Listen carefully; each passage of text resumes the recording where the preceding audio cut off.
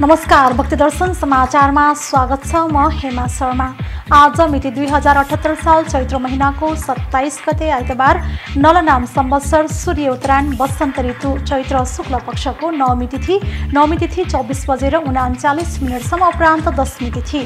चन्द्रमा कर्कट राशिमा इस सम्वत 2022 अप्रेल महिनाको 10 तारिक शक सम्वत 1943 र नेपाल सम्वत 1142। आज सूर्योदय बिहान 5 बजेर 47 मिनटमा र सूर्यास्त साँझ 6 बजेर 25 मिनटमा। सर्वप्रथम अहिले सम्मका प्रमुख समाचार। आज चैत्र शुक्ल पक्षको नवमी तिथि रामनवमी पर्व वैदिक सनातन धर्मावलम्बीहरूले भगवान श्री रामचन्द्रको प्राकट्य दिवसको रूपमा विशेष पर्वका रूपमा मनाउँदै सामाजिक मूल्य र मान्यताहरूमा रहेर उहाँले गर्नुभएको काम र कर्तव्यहरूको गुणगान गर्दै आज पनि उहाँको पूजा तथा सम्मान गर्ने चलन। पद्मा मिडिया ग्रुपद्वारा सञ्चालित भक्ति दर्शन इन्टरनेसनल टेलिभिजन 9 वर्ष पूरा गरी 10औं वर्षमा प्रवेश। भक्ति दर्शन इन्टरनेसनल टेलिभिजन धर्म, संस्कृति र संस्कारको संवाहकको रूपमा आफ्नो स्थापना कालदेखि नै सदा क्रियाशील।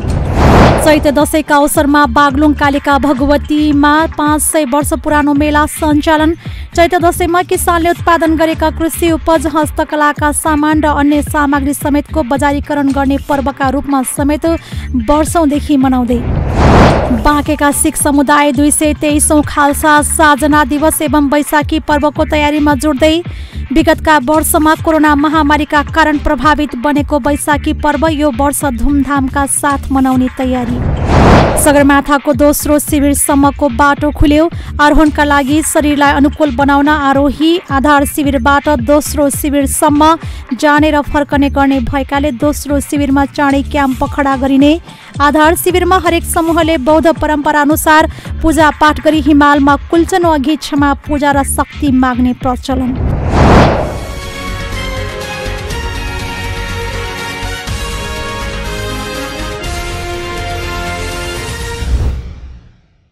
अब समाचार विस्तारमा।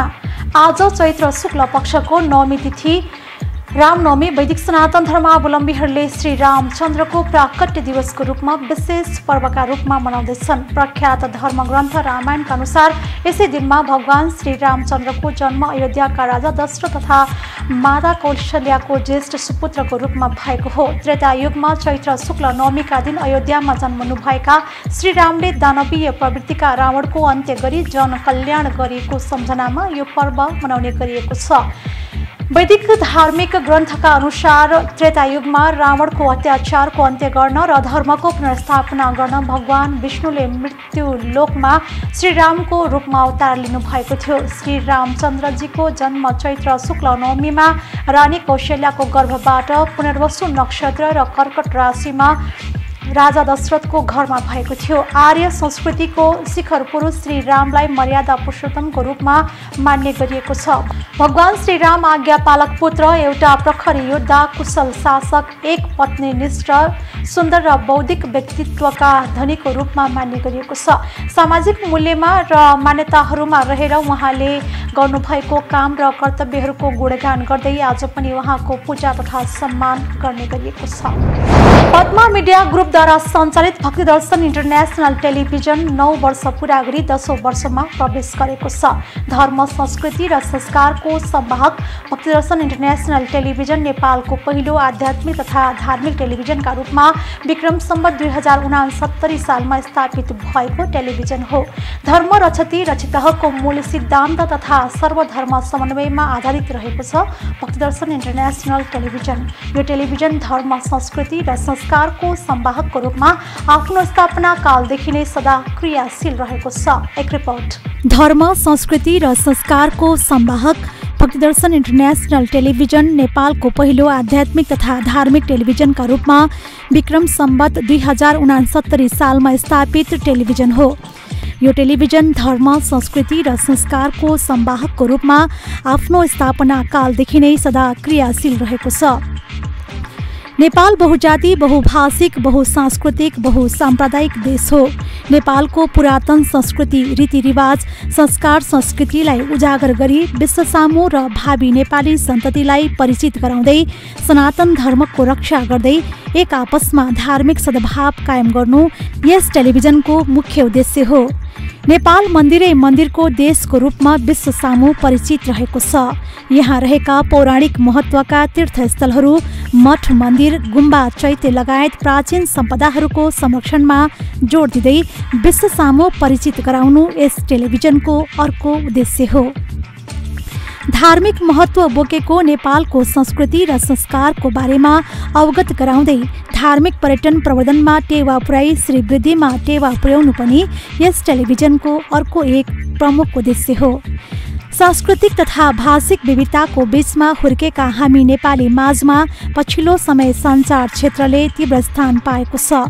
अध्यात्म क्षेत्रमा विशिष्ट कहलाइएको पुण्यभूमि नेपाल भूमिमा मिडिया क्षेत्रमा आवश्यकता अनुरूप धर्म तथा अध्यात्मको चर्चा परिचर्चा गर्नु र त्यसको वास्तविक मर्म समाजलाई पस्कनु आजको नितान्त आवश्यकता रहेको परिप्रेक्ष्यमा काठमाडौँमा कार्यालय रही अन्तर्राष्ट्रिय सेटेलाइट मार्फत सञ्चालित यस टेलिभिजनले विगतका वर्षदेखि 24 घण्टा धर्म, अध्यात्म तथा संस्कृति क्षेत्रलाई स्थान दिइरहेको छ।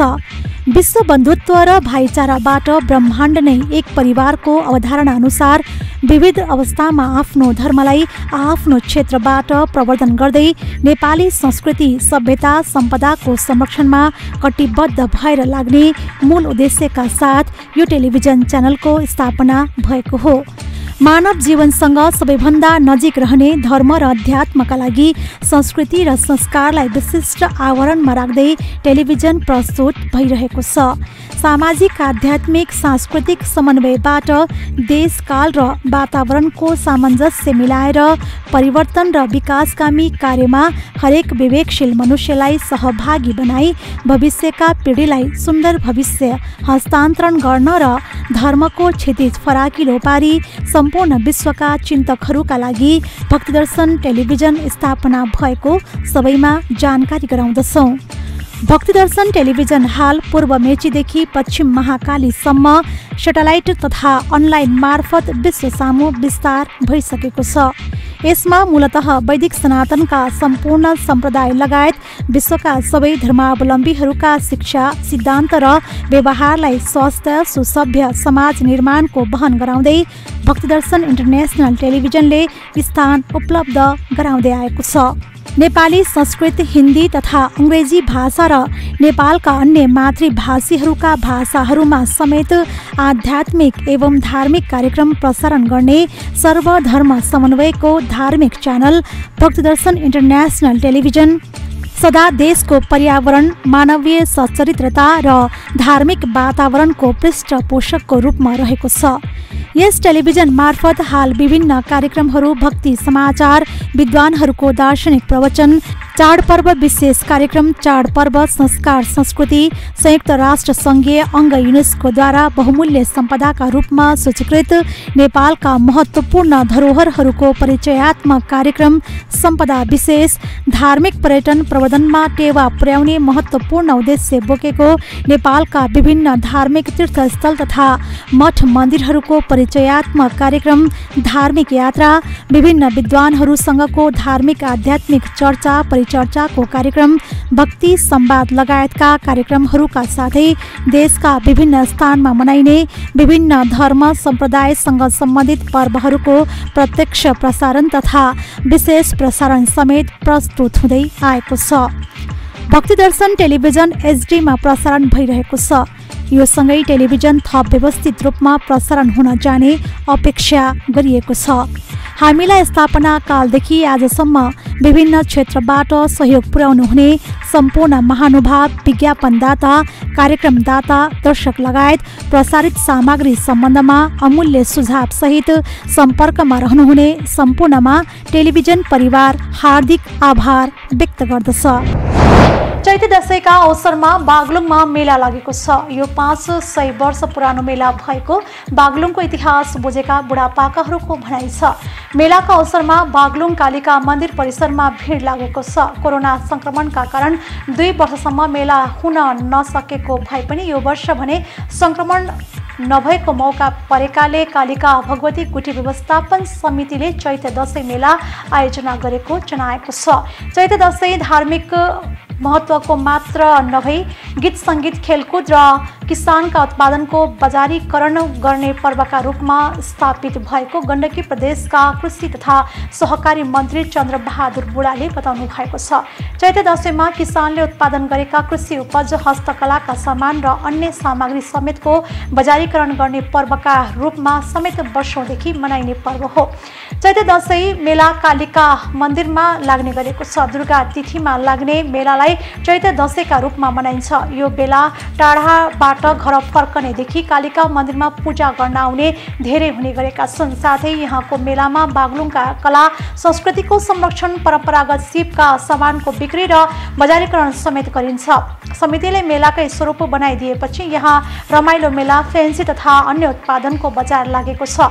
कालिका मन्दिर परिसरमा 3-4 दिनदेखि नै मेला झैं बनिरहेको छ। साथै चैते दशैंको अवसरमा अष्टमी र नवमीमा यहाँ विशेष पूजा र मेला भर्नेको रौनक हुने गरेको छ। यो मेलालाई व्यवस्थापन गर्न प्रशासन र प्रहरीले पनि आफ्नो सक्रियता बढाएको छ।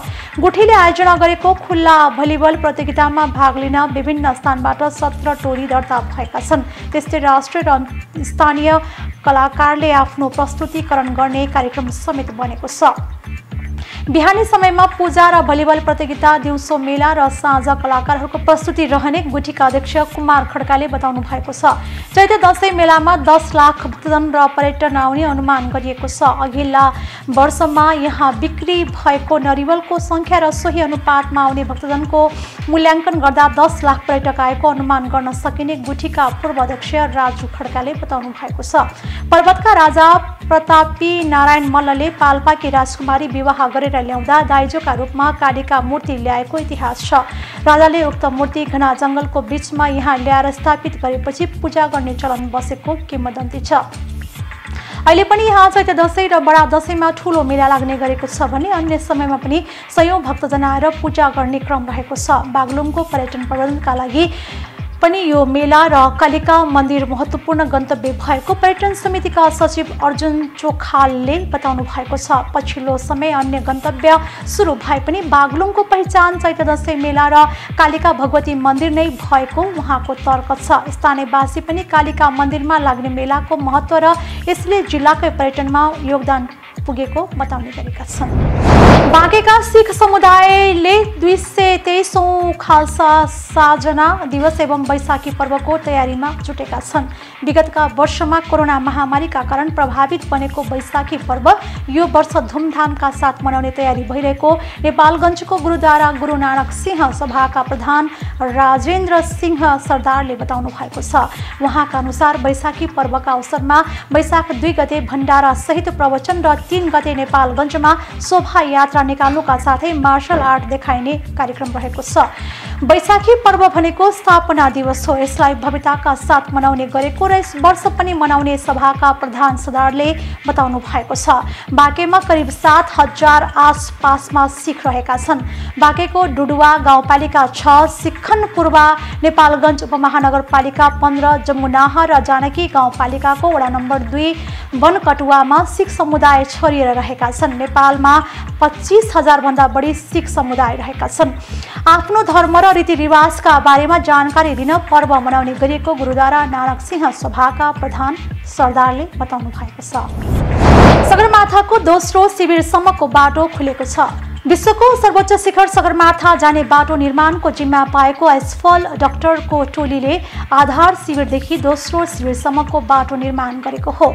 सगरमाथा प्रदूषण नियन्त्रण समिति एसपीसीसी का अनुसार 6 आइसफल डाक्टर अर्थात् हिउँमा बाटो बनाउने अनुभवी व्यक्तिले बाटोमा संकेत राख्ने, भर्याङ राख्ने, डोरी टाङ्ने लगायत काम गरिरहेका छन्। दोस्रो शिविरसम्मको बाटो खुलेसँगै आरोहीहरूलाई त्यहाँसम्म जान अनुमति दिएको एसपीसीसी का उपाध्यक्ष लामा काजी शेर्पाले बताउनु भएको छ।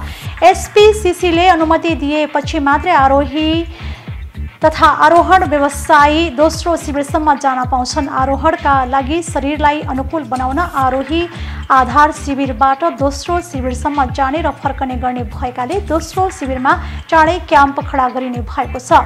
यसपटक आधार शिविरदेखि दोस्रो शिविरसम्म 15वटा भर्याङ प्रयोग गरिएको उहाँले जानकारी दिनुभएको छ। यसअघि सन् 2018 मा 32वटा भर्याङ प्रयोग भएकामा सन् 2019 मा 20वटा मात्रै प्रयोग भएको थियो। दोस्रो शिविरसम्मको बाटो प्रयोग गरेर सगरमाथा सहित लोसे र नुप्से हिमाल पनि आरोहण गरिन्छ। आधार शिविरमा हरेक समूहले बौद्ध परम्परा अनुसार पूजा पाठ गरी हिमालमा कुल्चनु अघि क्षमा पूजा र शक्ति माग्ने प्रचलन रहेको छ। पर्यटकीय याम सुरु भएसँगै सगरमाथा क्षेत्र खुम्बुमा बाह्य पर्यटक आउने क्रम बढेको छ।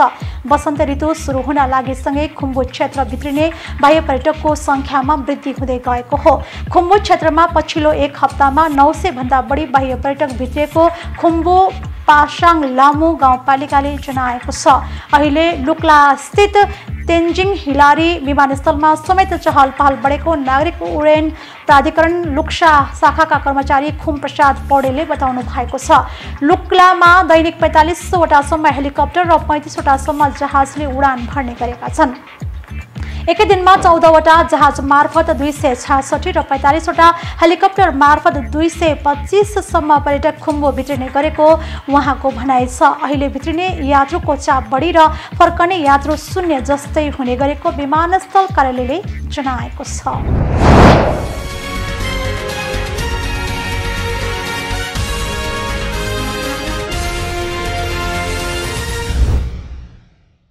अहिले हामी भक्ति दर्शन समाचारको अन्त्यमा आइसकेका छौं। जाँदा जाँदै प्रमुख समाचार पुनः एकपटक। आज चैत्र शुक्ल पक्षको नवमी तिथि रामनवमी पर्व वैदिक सनातन धर्मावलम्बीहरूले भगवान श्री रामचन्द्रको प्राकट्य दिवसको रूपमा विशेष पर्वका रूपमा मनाउँदै सामाजिक मूल्य र मान्यताहरूमा रहेर उहाँले गर्नुभएको काम र कर्तव्यहरूको गुणगान गर्दै आज पनि उहाँको पूजा तथा सम्मान गर्ने चलन। पद्मा मिडिया ग्रुपद्वारा सञ्चालित भक्ति दर्शन इन्टरनेसनल टेलिभिजन 9 वर्ष पूरा गरी 10औं वर्षमा प्रवेश। भक्ति दर्शन इन्टरनेसनल टेलिभिजन धर्म संस्कृति र संस्कारको संवाहकको रूपमा आफ्नो स्थापना कालदेखि नै सदा क्रियाशील। चैत्र दशैंका अवसरमा बागलुङ कालिका भगवतीमा 500 वर्ष पुरानो मेला सञ्चालन। चैत्र दशैंमा किसानले उत्पादन गरेका कृषि उपज हस्तकलाका सामान र अन्य सामग्री समेतको बजारीकरण गर्ने पर्वका रूपमा समेत वर्षौंदेखि मनाउँदै बाँकेका सिख समुदाय 223औं खालसा साजना दिवस एवं वैशाखी पर्वको तयारीमा जुट्दै विगतका वर्षमा कोरोना महामारीका कारण प्रभावित बनेको वैशाखी पर्व यो वर्ष धुमधामका साथ मनाउने तयारी। सगरमाथाको दोस्रो शिविरसम्मको बाटो खुल्यो। आरोहणका लागि शरीरलाई अनुकूल बनाउन आरोही आधार शिविरबाट दोस्रो शिविरसम्म जाने र फर्कने गर्ने भएकाले दोस्रो शिविरमा चाँडै क्याम्प खडा गरिने। आधार शिविरमा हरेक समूहले बौद्ध परम्परा अनुसार पूजा पाठ गरी हिमालमा कुल्चनु अघि क्षमा पूजा र शक्ति माग्ने प्रचलन। अहिले भक्ति दर्शन समाचार यति नै। सामाजिक सञ्जाल मार्फत हामीसँग जोडिनका लागि फेसबुक तथा ट्विटरमा लाइक तथा फलो गर्न सक्नुहुनेछ भने युट्युब मार्फत पनि हामीलाई प्रत्यक्ष हेर्न सक्नुहुनेछ। त्यस्तै कुनै सल्लाह सुझाव तथा प्रतिक्रिया भएमा भक्तिदर्शन@emountaintv.com मा हामीलाई पत्राचार गर्न सक्नुहुनेछ। धर्म संस्कृति र संस्कारको संवाहक भक्ति दर्शन टेलिभिजन HD हेर्दै रहनुहोला। नमस्कार।